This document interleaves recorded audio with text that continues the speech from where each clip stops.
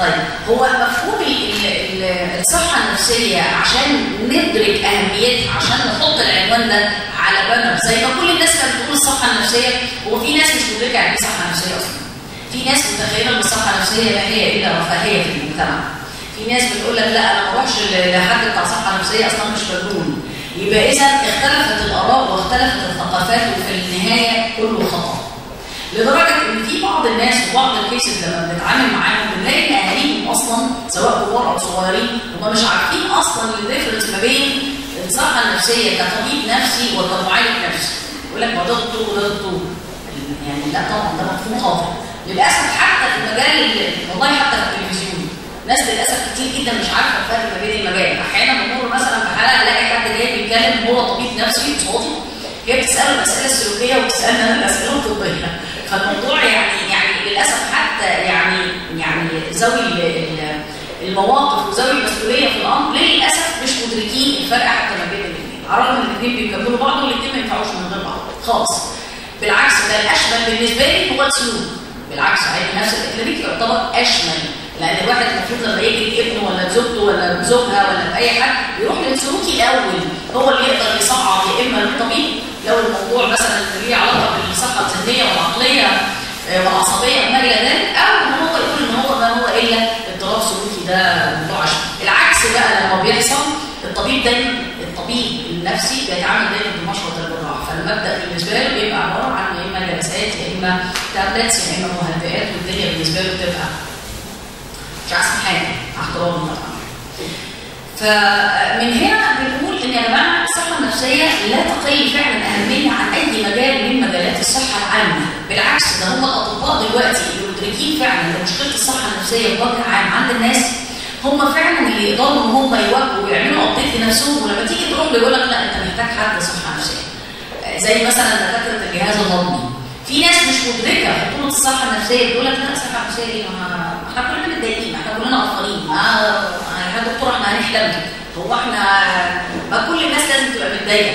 ايوه ما هو ادراكك انك لازم تكون متضايق ده في حد ذاته رضا.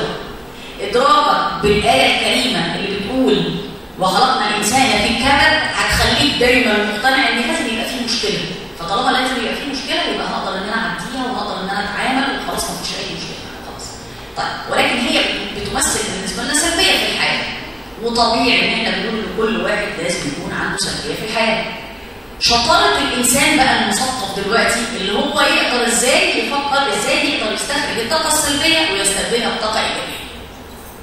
بمناسبه الاسره مفيش حاجه اسمها ان ايه ما احنا بنستحمل عشان الدنيا تمشي، ما انا متحملها عشان عيالي، ما هو انا متحملاه عشان خاطر المركب تمشي. مفيش حاجه اسمها كده يا جماعه، ما يمشيش الاثنين مع بعض ابدا. مفيش حاجه اسمها ان طاقه سلبيه وطاقه ايجابيه واحنا بنعدي، مفيش حاجه اسمها كده. هتلاقي السايد افكت او المردود الانعكاسي اللي موجود على حضرتك كصحه عامه سيء جدا للاسف. دايما انا بقول مثل بسيط جدا لفكره ان الناس بتقول ايه ما احنا بنمشي وبنعدي الاثنين، لا ما بتعديش. لما تكون عايز تتفرج على فيلم كوميدي مثلا ومستنيه فارغ الصبر وفجاه والفيلم ده شغال لا قدر الله جالك مرض، هتتعامل ازاي؟ هتتفرج وده طاقه ايجابيه وده طاقه سلبيه. لا يمكن توصل للطاقه الايجابيه الصحيحه اللي تخليك مستمتع بوقتك الا لما تتخلص الاول من الطاقه السلبيه. هكذا الحياه. طيب كلنا تعبانين نفسيا وحضرتك بتقولي وخلقنا الانسان في كبد زي ما ربنا سبحانه وتعالى قال، طب يبقى خلاص يبقى ايه المشكله ما نعدي امورنا والدنيا بتمشي؟ لا، لو ما قدرتش اعدي اموري ولو ما تعاملتش بتقنيه علميه صحيحه انا هلاقي مردودات صحيه عليا بشكل غير عادي.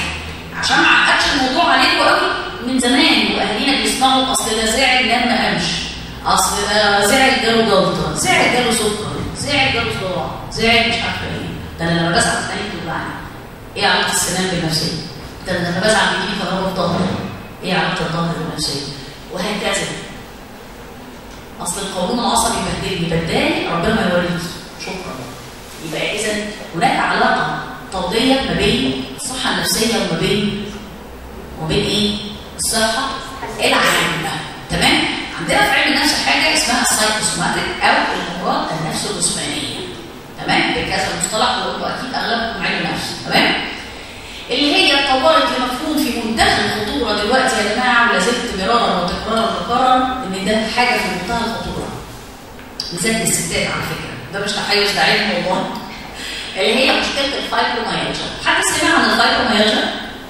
طيب هو باختصار يا جماعه مشكله الفايبروميالجيا دي اللي هي يعني بالعربي الاعتلال العصبي العضلي. نسمع كتير عن حد وهو زعلان نام وقام الصبح او قامت الصبح يقول لك ده انا حاسس ان انا واكله علقه، ده انا كاني حد ضرب مني علقه، ده انا كاني كنت في تمرين سخن وهو مفيش اي مجهود ولا اي حاجه. طب ده ليه؟ ايه العضلات اللي وجعتنا دي؟ ليه؟ عشان نام وهو متضايق. نسمع كتير عن سيدات هم لسه او بنات وهم لسه في العشرينات وفي الثلاثينات يا عم خشونه ايه انت كده صرفتي ولا جيتي فين الزبده البلدي، ونقعد بقى ايه نتكلم في ابجاد القديمه هي بتاكل والله زبده بلدي وبتشرب زيت زيتون مع الاكل وكل حاجه كمان. ولكن العله النفسيه عملت لها خشونه. الله يعني خشونه الركب دي ممكن تبقى نفسيه؟ كل واحده بقى تقعد تجرب ركبها وهي قاعده دلوقتي بالطاقه. دي عله نفسيه. الستات بقى المهتمين شويه طبعا مش احنا قلبين على الرجاله شويه بتسمع علينا يعني بتقول لك شعري بيقع، بشرتي باظت والله من الهم والشقه لا هو مش من الهم والشقه. انا جدتي زمان كانت باتت وهي عندها 95 سنه وكانت بشرتها مشدوده اكتر مني والله. ليه؟ ما كانتش بتشيل هم حاجه، هي ربت كبرت خلاص الدنيا بقت تمام شايفه حياتها والدنيا مكمله عادي.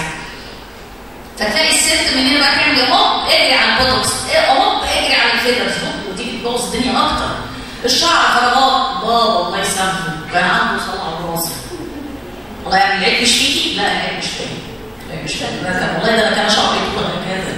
بس بابا بقى الله يرحمه بقى اللي كان عنده صلع على راسي فجابهولي. يعني العيب مش فيك؟ لا امال اخواتك مالهم الجيل الوراثي طلع عندك انت بالذات؟ طب تعالي بقى دوري في نفسيتها خاربه. على طول عندي مغص معدتي وجعاني، طب حاولي تصومي الصيام يبين اكتر، خلي بالك الصيام دايما بيبين القرح اكتر. طب في ايه يا جماعه؟ روحي لدكتور هضمي، لو الدكتور الجهاز الهضمي ده حد عنده ضمير كويس وعامل ابديت لنفسه هيعرف ان مشكله القرح اللي بتيجي في المعده سببها نفسي. ليه؟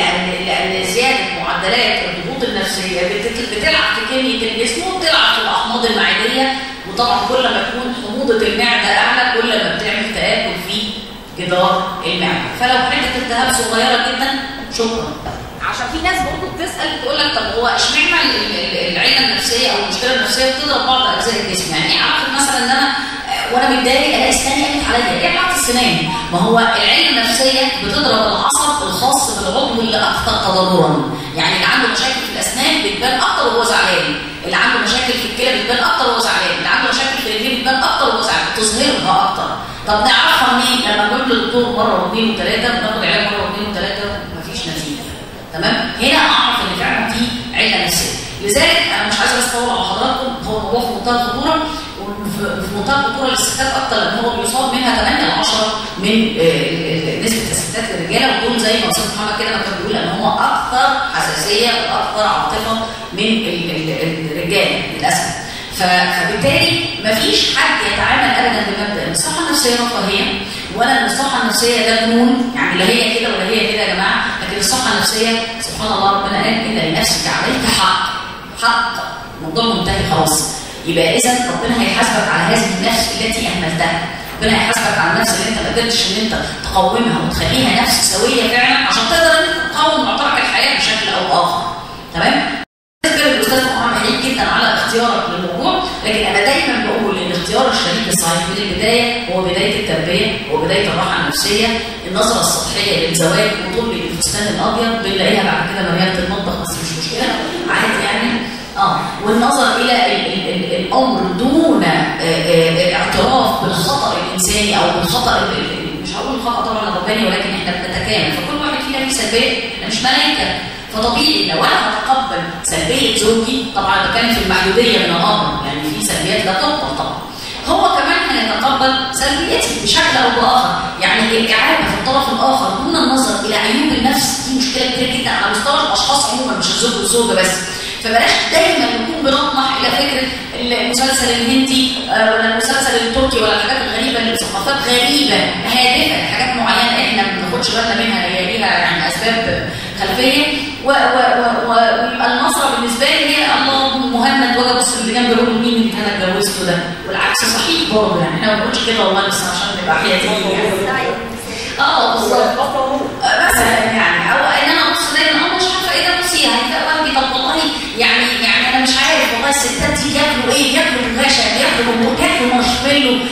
عشان ما حضرتك برضه مش عايزين تهني يعني.